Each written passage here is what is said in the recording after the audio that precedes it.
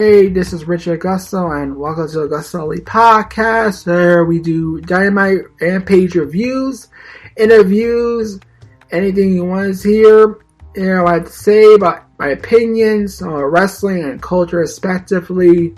I'm great. So, yeah, this is AgostoAllElite podcast. Come listen to me every Saturday. Cool. Okay, let's start with a Dynamite recap. Let's go to the show. We got Uncasted comes out, carries his title backpack, is back. Alright, we got Dice Triangle versus Best Friends for AEW Trio Championship. During the match, Ray Phoenix refuses to use the hammer, tells Pac he doesn't need it. It led to Dice Triangle managed to retain against Best Friends. So during the post-match, Pac and Phoenix had a discussion about the hammer issue, but it's all as well. So, Pac is going to be turning heel, and the group will be breaking up. So, there it was. Okay. So, we got T-Star versus Garcia for AEW Era Women's Champion. Tony Star retained and defeated Shida. It was a good women's match. It was the second match in the show. It was pretty good. Okay, post-match, Britt Baker Company hit the ring, beat out both women. Saraya is here. Spears break on the ramp before throwing her into the front row. Rio returns. She drops Rebel and Jamie here before helping Stern with her feet. So we got the return of Rio. Saraya is here this week. We're going to have Baker versus Saraya at Full Gear. And Riho versus Rebel or Hater. So my Hater versus Rio next Dynamite Wednesday. As we return to Dynamite on Wednesday. Yeah, it's pretty much that. Okay, we got Wardrobe cutting a promo in the Kingdom. They said you have 6 million ways to die. You choose the wrong one. This is about the Wardrobe getting pissed at the Kingdom for interfering and attacking FTR. That's what it's mostly about. Yeah, okay, backstage, Renee Paquette with FTR. Hardwood says they won for a championship, the AEW Tag Team Championship. Then we got some Swerve and Keith Lee here. Swerve says FTR is prioritizing other companies over AEW. Then we get some Swerve and Lee say they're the rightful number one contenders. Then Doc said next week in folk FTR versus Swerve in our glory, first time ever. Cash ends it with that's FTR country, bitch. Yeah, that's pretty much that. So we're gonna have FTR versus Swerve in our glory next Wednesday, and that's more exciting. Yeah, pretty much. Backstage, Jay Lethal and Sanjay Dutt attack Darby Allin, drop the metal door across the midsection at Darby Lethal, then applies the figure four. This is getting more intense, because we're going to have Jay Lethal, Darby Allin fight it out, going crazy. It gets more insane, more intense. It gets more involved. I see Darby Allin versus Jay Lethal at Full Gear, so it's making it more interesting, you know. So yeah, Sasha Banks in the ring with Regal, for Regal to get a word out. Here comes MJF, loud pop. Regal puts on the brass knuckles. MJF says he's here to fight. MJF says he's going to tell a story. Regal is going to listen. Regal owes him that. MJF was a 19-year-old training in business for 1 year at the Career Pro Academy. One day, MJF is told that he got extra work for WWE. MJF drove himself to Barclays Center and was read and spoken by Regal. Regal told MJF the rest of the extra they will have tryouts for the show and himself, Arn Anderson, and appears Dan Malenko. That was basically part of it. The first two guys on the ring, Malenko rang the bell and kicked them out immediately. MJF was next and was terrified. After winning the match, Regal gave MJF 3 minutes to tell himself which he did, and Regal said he was going to give MJF a job. Regal asked MJF how old he was. When MJF said he was 19, sir, Regal told him he was too young. My heart stopped one fell swoop, and the crowd chanted, "You fucked up," to Regal. But Regal still gave him hope and told MJF to send him a tape every month until the third month. MJF recites the email Regal sent to him. "I am a very busy man. I just here to watch your show, your acting skills. Do not reply to this, but this how will make me say, let's hire Max. WWE hired the best talent to you're one of them. Stop sending me your stuff." MJF says that he may want to kill himself, but couldn't because couldn't let people like Regal win. And then just said, you're a sad, withered old man who got fired. Now you snuck into my company like a rat and stuck to town like a succubus. I am NJF, a 26-year-old generational talent, says NJF. He says he's the emo when he laughs because Regal's a joke to him at this point. Regal grabs the mic, as we know. At his age 16, Regal left his house to fight grown men at carnivals because he wanted to become a pro wrestler. Regal did not cast MJF's side. Regal wanted to fight on fire on MJF because he knew how good he could be. If it ever took on emo to light a fire, then MJF had an easy sunshine. Regal says it's an ODV, an ordinary decent villain. Regal said he's been let down by MJF because he's taking shortcuts. Regal asked MJF if he's going to take another cut, then Regal turned back and told MJF to hit him. MJF thinks it's better if it's decided not to hit him. Regal said MJF has a lot to learn for walking off. This segment was MJF being pissed at Regal for hurting his career, and Regal just wanted to light a fire in MJF, and basically told him he was cutting corners, taking shortcuts, and this led to later on in the main event, after the main event, which we'll explain later on. After the main event, after the match, I'll explain. Okay, backstage, we got the Acclaim announcing it's going to be a title versus trademark, and they take on varsity athletes. Paquette sit down with Danielson and Yuta. Danielson said he had a lot of hopes for Daniel Garcia, which upset Yuta. Yuta said Garcia was using Danielson the entire time. He and Moxley and Claudia saw it. Yuta said maybe he should have met his hero because he bled for the Blackpool Combat Club. Didn't mean anything to Danielson.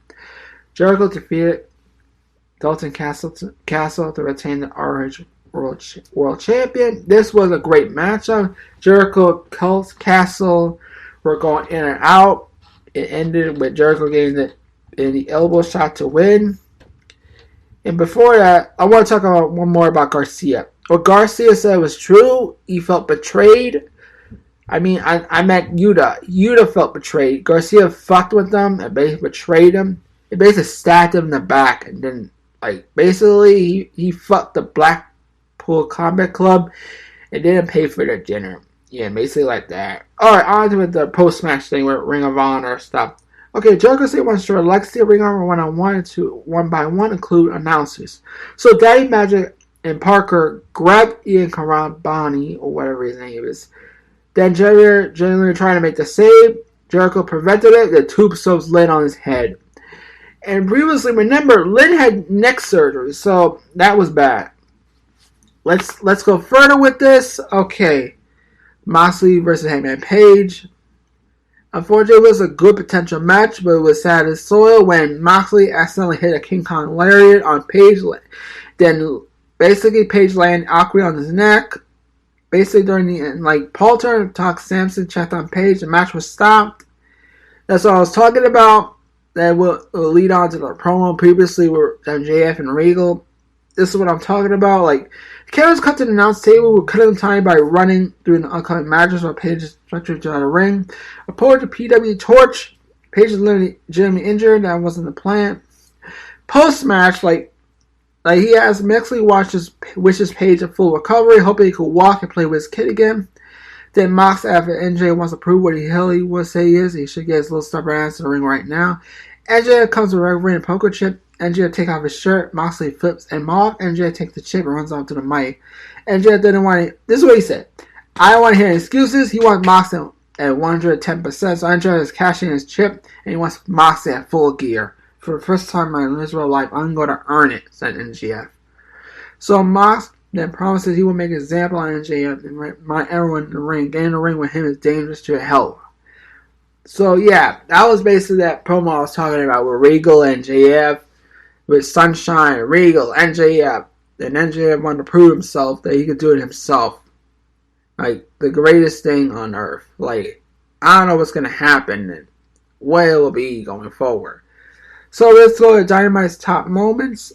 Let's talk about those top moments. Past earlier session with Cassidy nearly cost him match as Taylor rolled him on a 2 count. Death Triangle tee off and Casper delivering triple drop kick to blow Babyface. And again, Pac used the time keys to hammer again.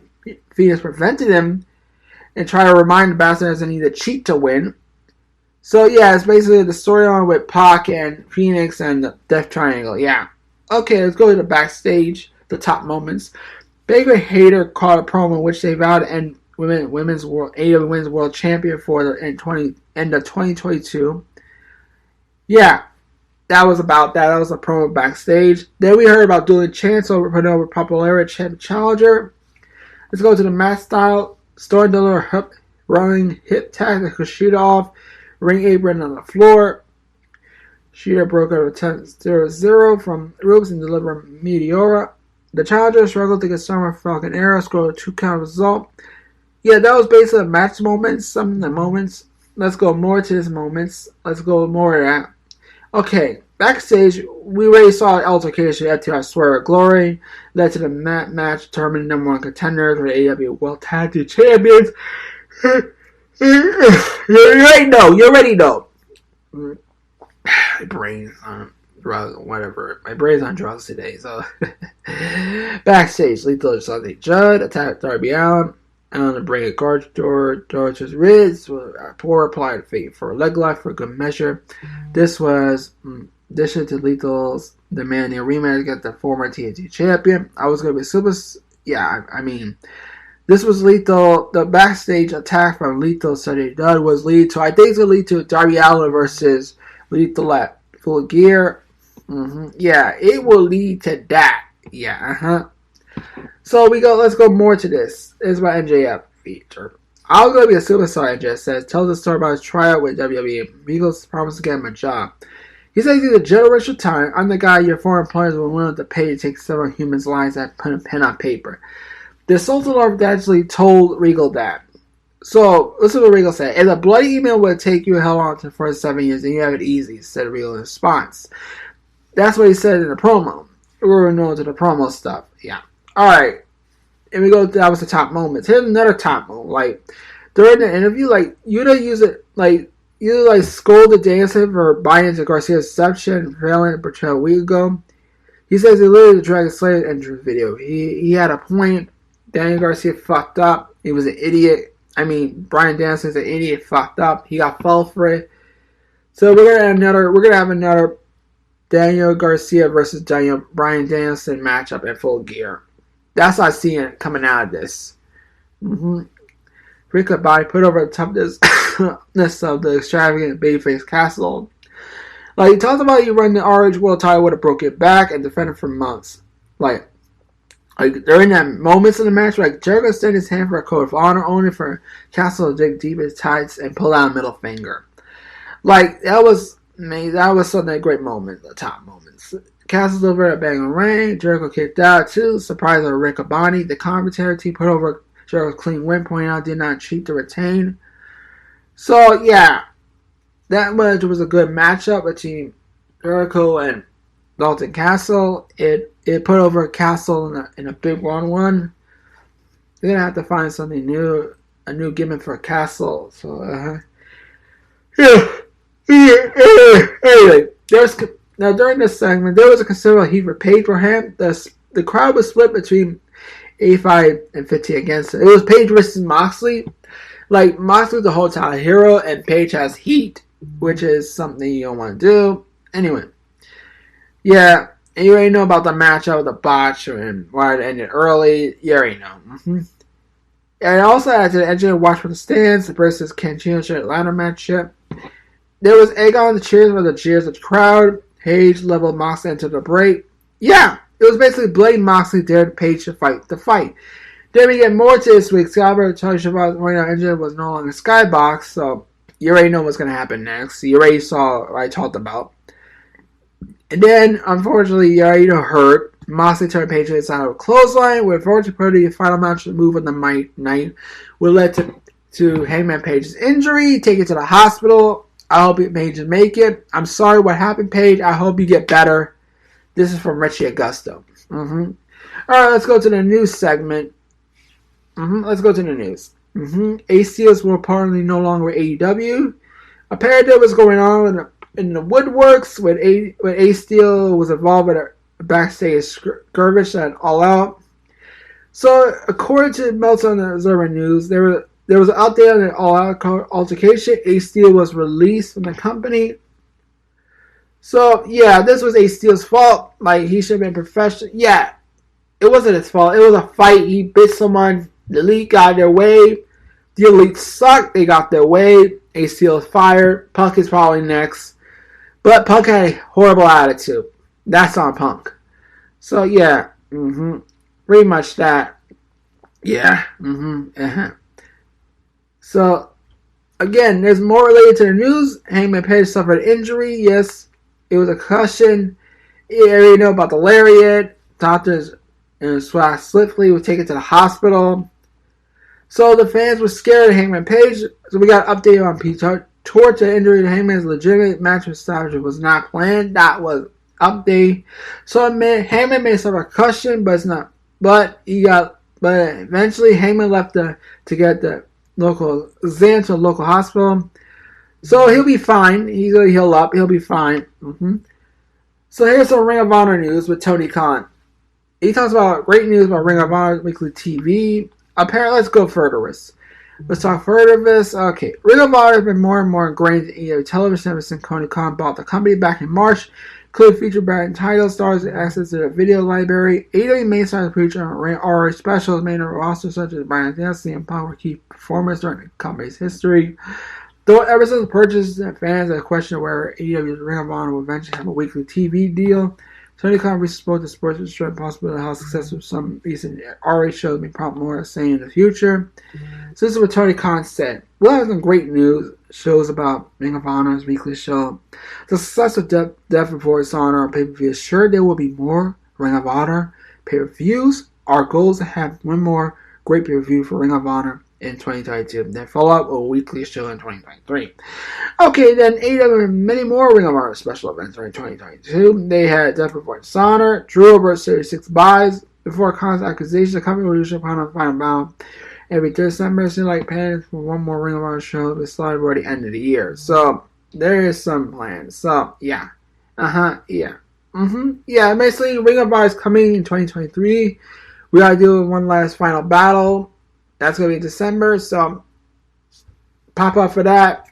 Hope for that. Alright, a couple more things before we get into Rampage. Like for instance, like NXT, like NXT has lost to AEW as usual on a Tuesday Night War. AEW has officially won the Tuesday Night War. Triple H sucks. And this was allegedly what Triple H had to say.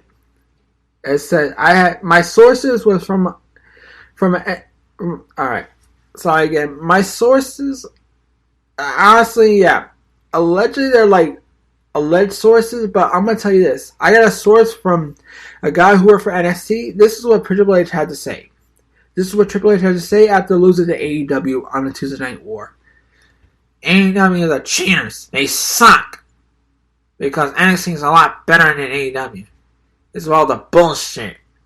NXT is way better than AEW. So, fuck Tony Khan.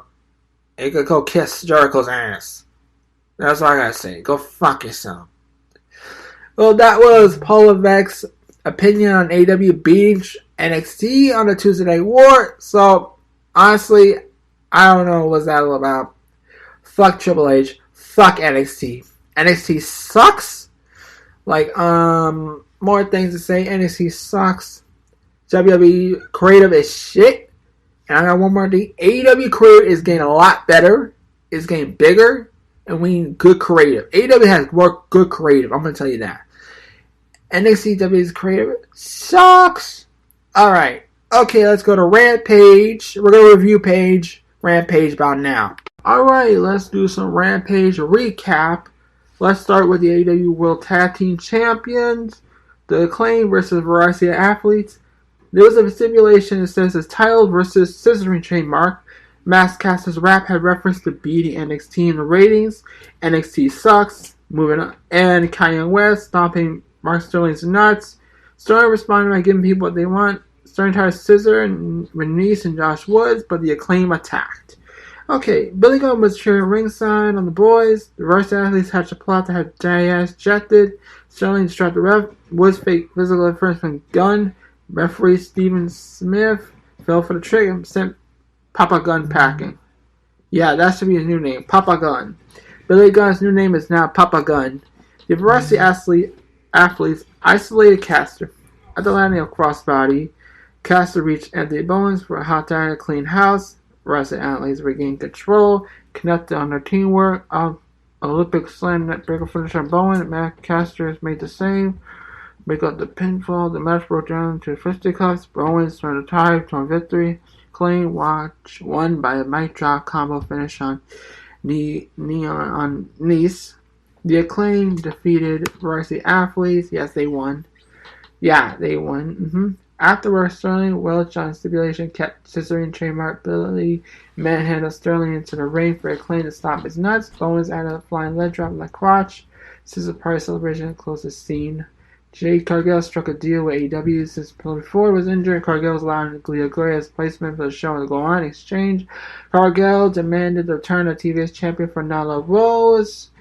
Okay, Ortiz called Lucha Bros for intervention Eddie Kingston. This is part of the story. Eddie Kingston's out of control behavior. He's been out of control lately. They don't want Eddie Kingston's tempers to cost him a job. Pac spoke about Kingston's lack of composure, losing big match at Grand Slam's home turf.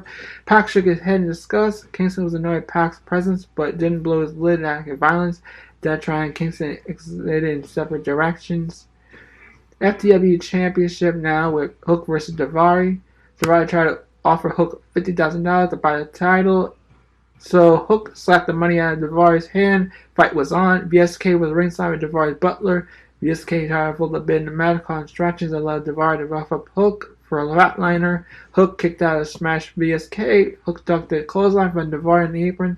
The Tramp hooked in the red rum, pulled Daivari in the ring over the ropes. Daivari tapped out. Hook choked him out unconsciously anyway. Hook also choked out VSK. So, Hook defeated Daivari. This was a good straight-up match. Anyway, FTI title was defended. Moving on. Okay, we got, let's see. We got the firm sent Party to Wrestling Academy to work on fundamentals. So, halfway signed Matt Hardy to wrestle on Elevation. Hardy split some rap lines and halfway was walked down in disbelief.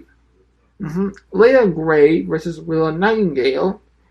Clara Hogan was ringside. She added a thrust kick on the floor to his sister Bella Batty. Willow railed with a spinebuster. Great answer with a side Russian leg sweep. Willow fired back for a backdrop suplex. Hogan hopped onto the apron for a distraction. Leia and Gray scored a roll-up. Willow kicked out and shoved Gray into Hogan. Then cleared away for a grunt wrench powerbomb for Willow for the victory. Willow Nightingale defeated Lady Gray. After the match, Siobhan revealed that Willow is all elite. Willow was not happy, was amazed. She was happy. She didn't have to work for a noseman like Trips. He's a noseman and he's a big nose. He's an idiot. Because NXT still sucks and Triple H is a horrible booker. Support Tony Khan for Booker of the Year. Anyway, let's go to the Rampage recap. Back to the recap. Okay, Jay came to the ring with a chair. Willow gave Champ her space. Jay took a seat, demanded a return as he was champion. Nyla Rose popped on the belt. Jay was furious, starting to stay in the ring, ruin Rampage. Security came out. Jay kicked their asses. Jay left in a huff. Then we got footage here of how the Atlantic Champion main event was booked. Cassidy popped in on 10 to rush to propose a three-way. Production cut out the comedical part with Tony Khan making the match official. Mark Henry interviewed the main event participant. Orange Cassidy joined Henry to mimic his lines. Ozzy didn't know why he got mixed up in the business between Ten and Arush. He felt like it. Ten was joined by -1. Maximum was ready to beat Rush's ass and walk out of the All-Atlantic Championship. Rush had Jose sit by his side. El Toro Blanco wanted to break their faces. Cassidy started wrapping up with Henry standing in line, but Henry cut him off with Nuck Talk. Henry close to the time for the main event. Okay, we got the AEW All-Atlantic Champion, Orange Cassidy versus Roosh versus 10. Cassidy brought the title inside backpack. It was funny. Jose sits in the house of ringside. Soon the bell rang. Roosh and 10 threw blows at each other. Cassidy threw their watch. Hands in pockets for shin kick routine both competitors. Roosh sucker punched 10. Action spilled out outside where Roosh unglued of the competition with elaborate tactics to whip and choke 10 and Cassidy with camera cable.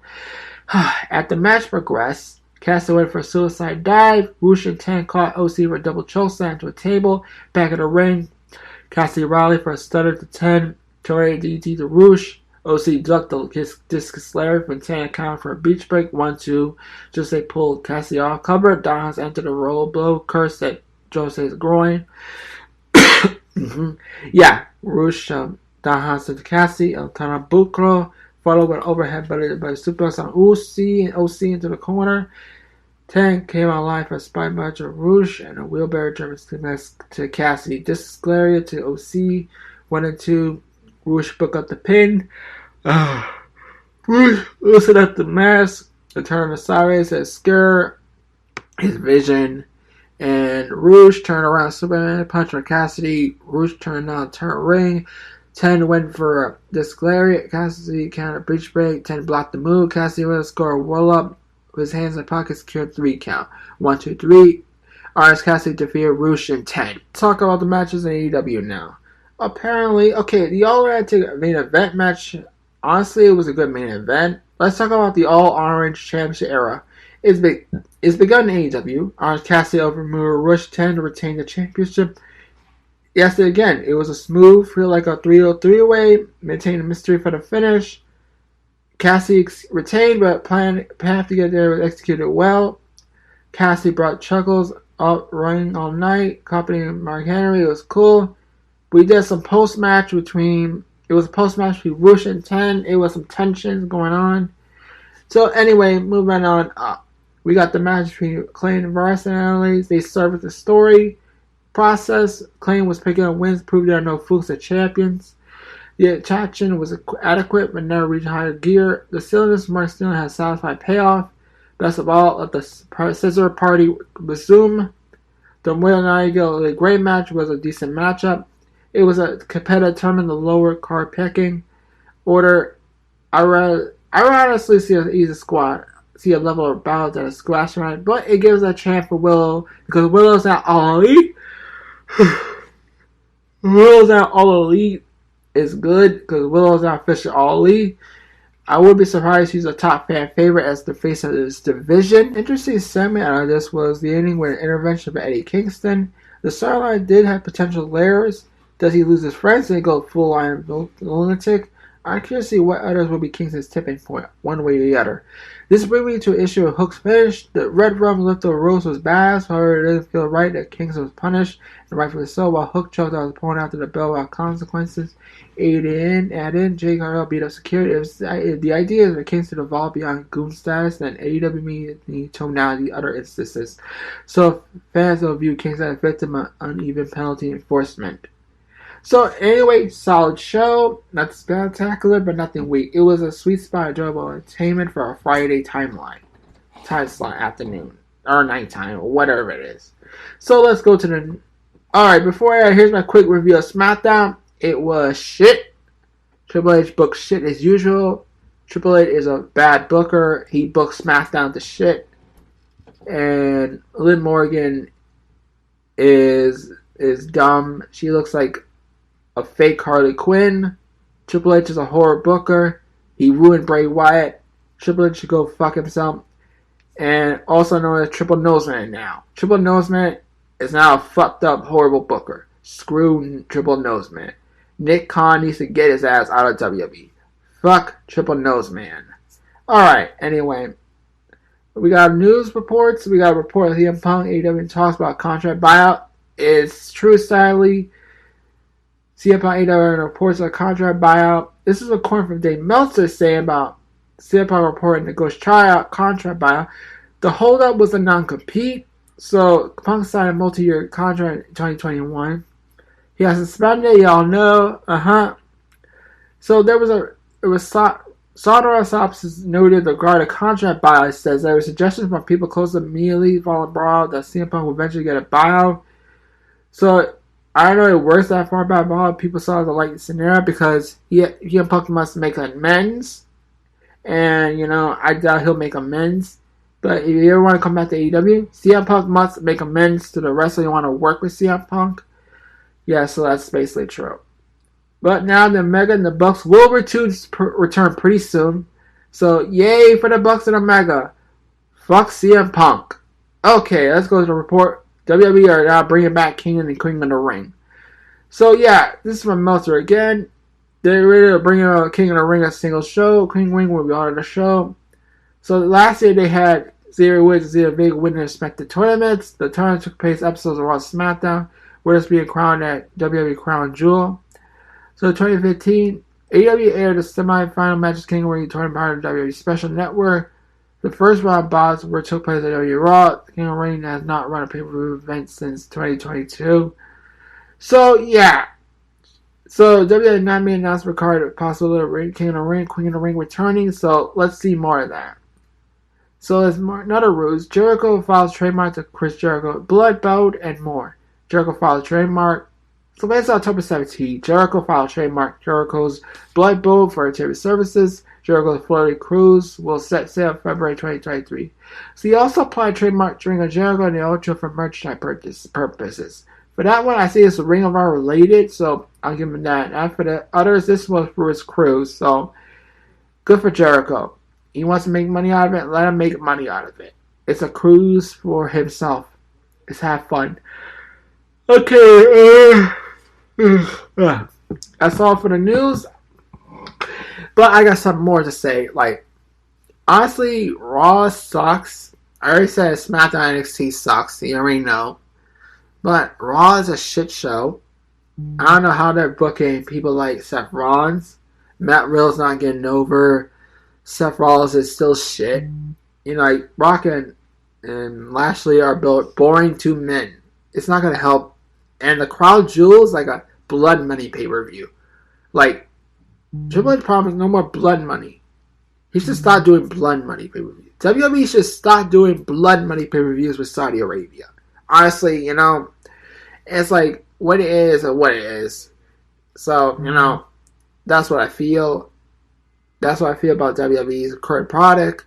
It's still changed, but I still feel shit. Hunter doesn't know how to run a company. He's an indie fan. Bullshit, Mark.